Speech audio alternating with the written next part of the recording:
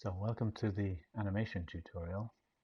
What we're going to try and do is animate a few of these, what we see here. We have a line drawing, we have an image, and we have a 3D object. We could also animate 2D video windows or audio objects which we've imported into the scene. We've just got a grey background here, but we're just going to animate these just to get better clarity if we don't have a video behind.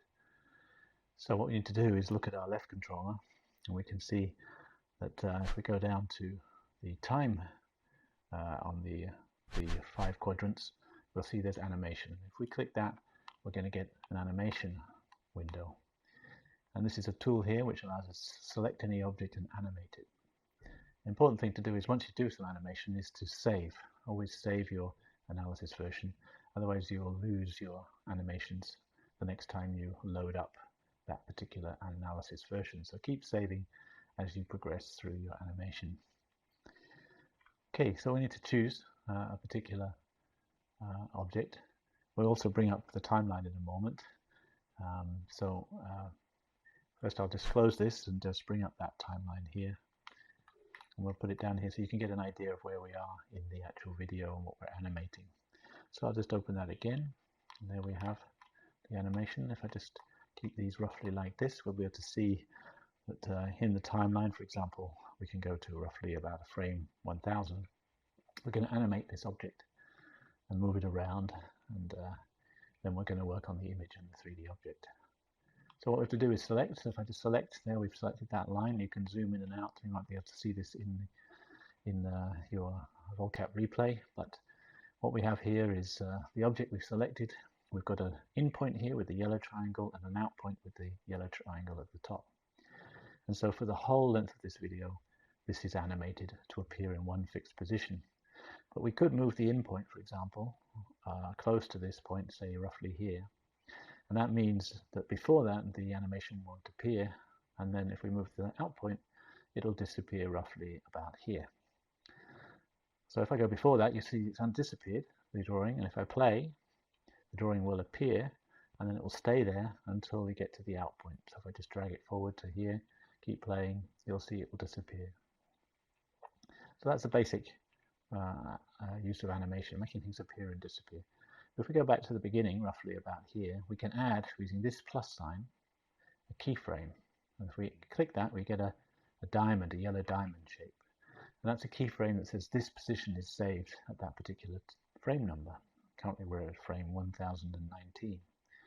Now if we play and pause, and then we move this, let's say we move it to here, I can just grab it with the grip and move it as long as I'm pointing at it. I can add another keyframe, and now between those 2 points the object will move. So if we just go back, you'll see there it moves to the new point. And the idea is between one keyframe and another, for that time period, it must move smoothly between one position and another. We can play some more and then pick that up and say move it up to here and put another keyframe, and now it's going to move between those 3 positions, first to there and then slowly to there, and then it will stay there until it disappears. We can pick these up, so we can grab this time code here and just if I play, there you see it goes to here. And if I pause, if I grab one of these time codes, I should be able to, it's a little bit sticky, move it to say a bit later. And that means between here and here, it's going to move very slowly because it's got a longer time period before it hits the target keyframe. So, and you can adjust these as you wish and pick these up and move them. I can move it, say, to here, and then we'll have a very slow move. You can see it's moving extremely slowly to get to its target.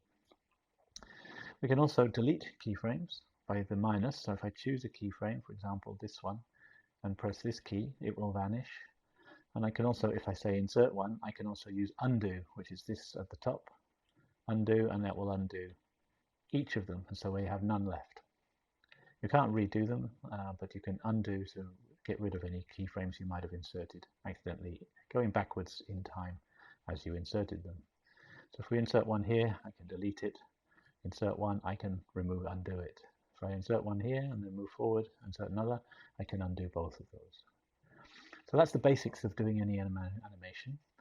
You can, and if you're clever. What you can do is grab an object, and as you're playing, insert keyframes, but for that you'll need the special submenu that appears on the left controller for animation.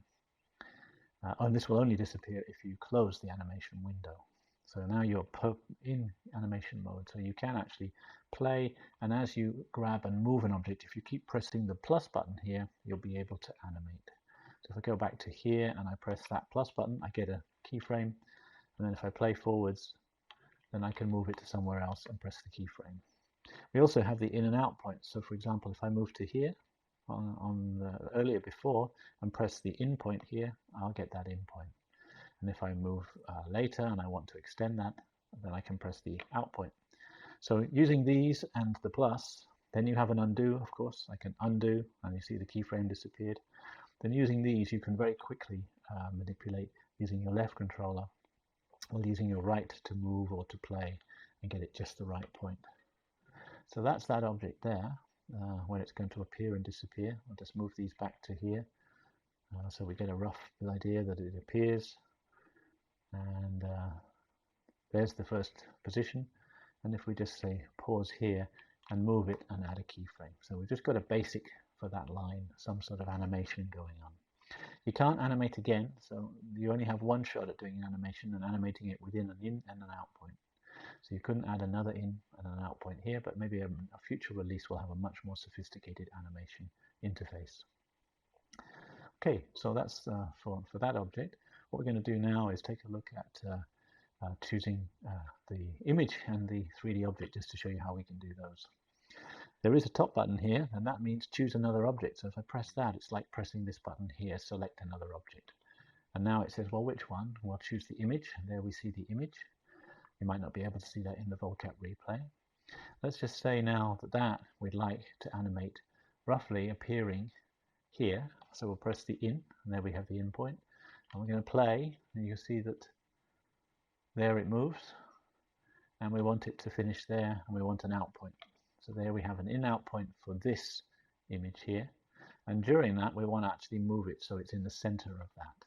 So we need to have, if we play, there we need an in point, and if we play to the end, then this will move, and roughly just before it finishes, we'd like this to be, and you can also use two more dimensions. You can actually zoom in and out, and it will move between a 3D position. It's not just flat, unlike the drawings, into that position, and we'll add, and I can use the plus sign on my controller.